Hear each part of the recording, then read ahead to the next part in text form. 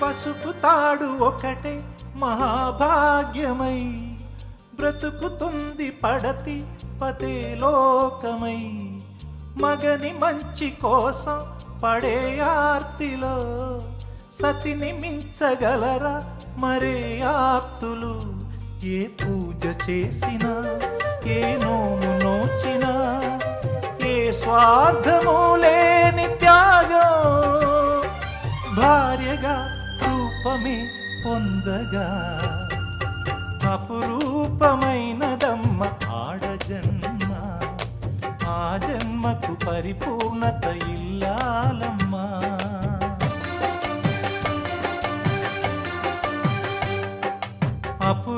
అపురూపమైనదమ్మ ఆడజన్మ, ఆ జన్మకు పరిపూర్ణత